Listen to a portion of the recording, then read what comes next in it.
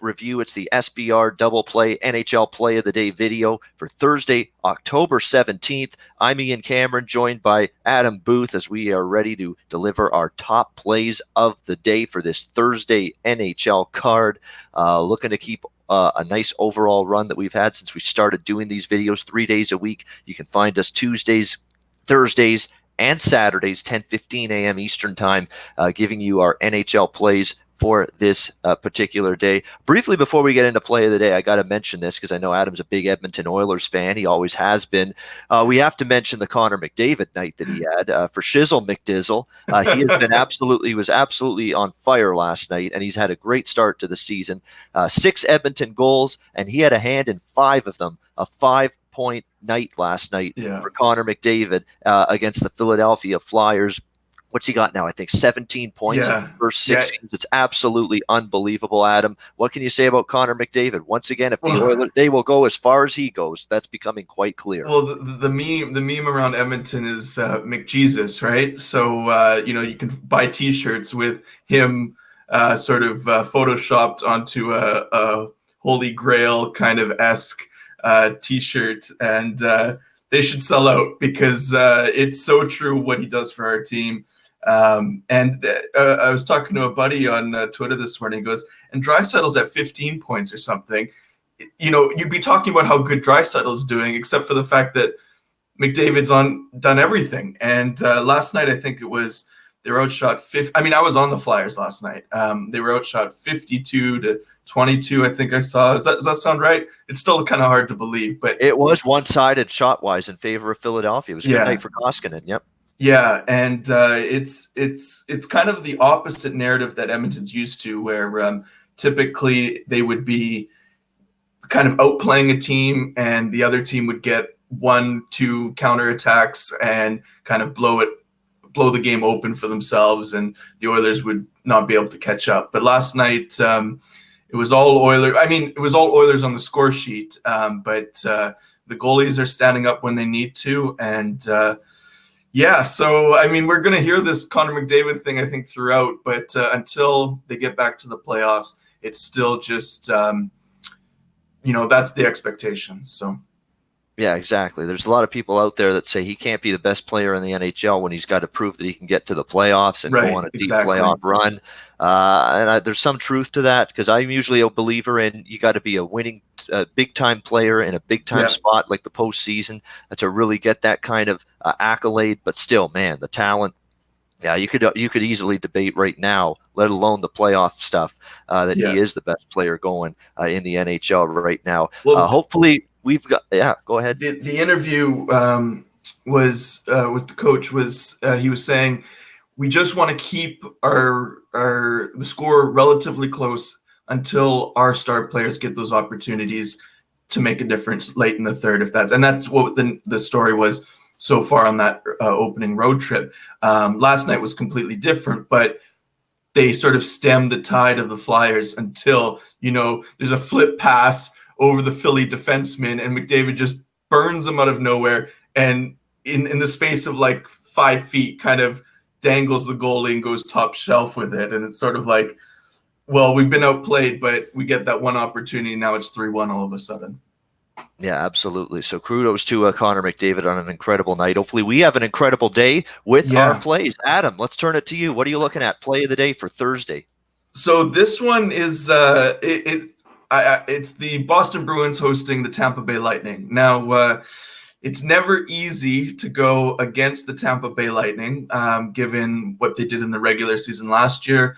They bring back just as potent of a roster, if not more so this year. But I'm going with the Boston Bruins tonight. I think you would say I talked about this in the article. A lot of people looking at this would say it could go either way. It's a flip 'em, pick 'em type game. But the Boston Bruins are playing better hockey than the Tampa Bay Lightning right now. If you in most areas of the ice, I mean, the power play is equal right now. I think it's 5 goals on 16 opportunities for both, something in there. Tuukka Rask is sporting a 1.3 goals against average and 95% save percentage, which is godlike, really. I mean, he will not have that at the end of the year, but so far through the sample size, that's incredible. Vasilevsky, still, a top 5 goalie in the league. He's got a good defense core in front of him. He's 3-1, I think, with 2.5 goals against. Again, 91 save percentage, 92 save percentage.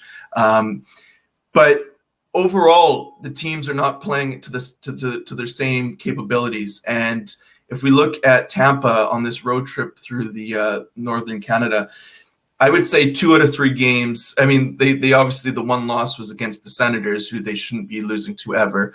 That was a lack of effort situation. You look against Montreal again the other night. They go 1-for-1 on their one power play, and they kill off 4 or 5 for Montreal. I mean, that's good. That's Tampa doing what they should. But you say if you play that exact same type of game with Montreal really controlling the pace for most of it, how often do they really come out of there with a win? Now, I think the price is fair on this game, but I have the Bruins at just a touch under 60% to win the game. And that's mostly off of just better all-around hockey from their depth. Now, the offense of Tampa Bay can put up 5 goals a night on anybody, and if the Bruins are undisciplined, if power play opportunities become too plentiful for the Bolts, they literally epitomize the we can beat anybody on any given night if we play our A game. I still think they are the best team in the league, but we're not seeing it. So I don't see the value on a number 1 team from last year at 2.0 or 2.05.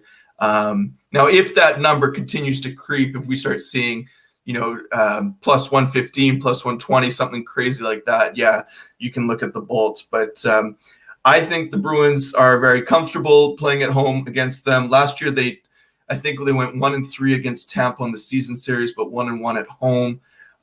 But their back end, they're just being more responsible. They're giving more effort every night. I mean, we can't really measure that very easily.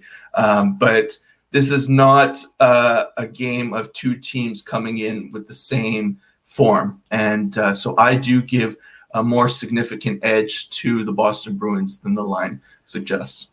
All right, so Adam Boothe looking at, and by the way, check out sbrodds.com to always ensure you're getting the best price with every wager. Boston, as low as minus 120 right now, as home favorites against Tampa Bay. So, sorry, I should say I took them at 1.88 at Pinnacle this morning. I think that's minus 113 American odds. And yeah, it's about 1.83, minus 120, minus 125, I think, across the board now. But I still think that's value given what we've seen of Tampa on this road trip and in the season so far. Yeah, no argument for me on that because Tampa Bay, don't be fooled by the score the other night. That's why final scores, you got to watch the games if you can. And if you can't watch the games, you got to look at box scores. You got to read recaps. You got to see how the game flow transpired. It'll show Tampa Bay won 3-1 against Montreal the other night. If you watch that game, that was as phony a win as you'll ever see. Montreal was fantastic. Montreal was dominant. Montreal was in the offensive zone most of the night. Andre Vasilevsky had a tremendous game. Yeah, they deserved a better fate. They deserved the 2 points, quite honestly, the Habs. They played a really good hockey game. Tampa Bay sat back, really didn't get much going in terms of generating, and puck possession was definitely not in their favor, especially in that third period when Montreal was really coming on. Really, it was kind of like the Toronto-Washington game last night, where it was like a 3 or 4 minute stretch for Montreal early in the second period against Tampa cost them. Tampa, bing, bang, boom, a couple of goals, and that was the difference. Yeah. And I mean, that can happen again tonight. I mean, this is the way hockey is. Goals are incredibly random. It only takes a bad spurt of time for a game to get completely out of control. And, even though, I mean, again, we see it multiple times tonight, really, if you think about it.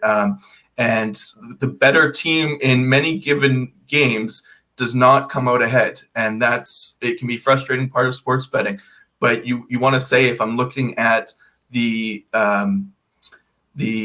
correct metrics again and again for teams matching up against each other, am I going to find value in the line? And that's why I'm on the Bruins tonight, even though They're playing an incredibly talented team. We have not seen that team play to their potential, and so that's my play. But anyway, Ian, we'll keep moving. What are you on this evening? Yeah, I mean, that's a good one. I agree with that. I think it's a good look with Boston. They're playing great hockey. Mine, well, we've talked about this team in the past on this show. They are the lone remaining undefeated over team in the National I was going Hockey to say, League. I'm pretty sure the Avalanche aren't playing tonight, and they lost last night. See, I fooled you. You thought you were thinking undefeated record-wise in the NHL from a side perspective. No, this is the only remaining undefeated over the total team in the NHL. They have yet to cash an under this season, and I don't think they're cashing an under tonight. I'm talking about the Nashville Predators as they take on the Arizona Coyotes. We're going to that game right now. We've got Nashville about minus 120 to minus 125, road favorites. Total in this game is 6, slightly shaded to the under, about minus 115 and minus 120. And if you've been watching this Nashville Predators team, man, their offense has been clicking from day one this season. They're getting great contributions from all lines. The power play's on fire. Just asked the Vegas Golden Knights that the other night. An impressive 5-2 win on the road for the Predators in Vegas in that game. This is a very good offensive team right now. They're feeling it. The Matt Duchene addition, I think, has been a little bit of a boost for them. It's really given them more depth up front. It's really lengthened the lines out for Peter Laviolette. He's got more options now, and the lines that he's put together, they're working right now for this Nashville team. Hell, Colton Sissons, who's on more of a depth line, third line guy for Nashville, he's been fantastic, and that line has been good. So they're getting depth right now in terms of their scoring. We know Arizona's not typically an over team. However, they're going to, I think, start playing a little bit more of an over pace. And why is that? Because of the absence of Nicholas Hjalmarsson. On the blue line. This is a guy that is probably their best shutdown defenseman now that Jason Demers is no longer a member of this team. Nicholas Hjalmarsson's out 3 months. It's a huge loss on the back end defensively for this team. He is definitely the biggest proponent of being a shutdown, stay-at-home defenseman. He doesn't give you much offensively. He's not a big points guy, but he's very good in his own zone. He's great positionally. Always doesn't usually get beat to the front of the net. Is probably the leading shot blocker, I would say, on this Arizona Coyotes defense. I mean, I think something like 180 some shot blocks last year. Incredible number. Wow. And you lose a massive defensive presence if you're the Arizona Coyotes. They were able to survive it with the first game without him against Winnipeg. But I think long term, power plays came into play there though too. Absolutely, it sure did. Jets were undisciplined, and again, we're talking about a short span. The Coyotes, I think it was 2 or 3 in a 10-minute span in the second there. Yeah, absolutely. So the way I'm looking at it is I've been riding this Nashville team over the total, and this would normally be an opponent that would cause me to have some trepidation, hesitate a little bit, because we know Arizona very sound defensively, always a little bit challenged to score goals. But I do think against Nashville, and Nashville defensively has given up, I think, 3 goals or more in the majority of their games. I think Arizona might be able to get their offense going a little bit. The PK's been subpar, for Nashville, but the power play's been great. And on the flip side, Nashville, I think, will continue to find the back of the net here, because I really do think the loss of Hjalmarsson, it didn't necessarily show up against Winnipeg, but Winnipeg still had some prime scoring chances. If not for Kemper in that game, they could have had more goals than they had in that loss to the Coyotes. I think it's a good situation here and I think Arizona, in theory, look for some overs in the short term with this team as they adjust to life without Hjalmarsson. That's their best absolute shutdown defenseman, and I think the absence is underrated. So as a result, we're going to see if we can keep riding this Nashville over train. And for my play of the day, I'm going with Nashville, Arizona over 6, which you can find at even money at plus 100. That's great. Well, I'm on the Arizona team total over already, so I might actually add the over 6 there. I love the reasons you laid out. I'm going to go back and take another look here. Because, I mean, I didn't even notice that Nashville was the only unremaining over team. It's not something I pay close attention to, but their offense, I think they've got 14 players with a goal, which is, for this point in the season, that's staggering. And I think 3 or 4 defensemen have a goal, and 3 of them might have 2. I mean, they're getting contribution from everybody, and maybe that makes them play a bit looser on the back end. So I think the over is a good look here, especially for an even money price like that. So I'm definitely going to go back and take another look at that. All right, there we go. So there we go for our Thursday, October 17th double play plays of the day. I've got Nashville, Arizona over 6 plus 100. Adam likes Boston minus 120 against Tampa Bay. Let's go for that 2-0 sweep. Thanks to everyone for tuning in. Cash those tickets on the ice tonight on this Thursday night card, and we will be back with you on Saturday mornings at Saturday morning at 10:15 a.m. Eastern time. Yeah. For our next edition of the NHL Double Play, the NHL Play of the Day video, courtesy of Sportsbook Review. For Adam Boothe, I'm Ian Cameron. Enjoy the Thursday night NHL card. Good luck with all your wagers, and we'll see you again on Saturday.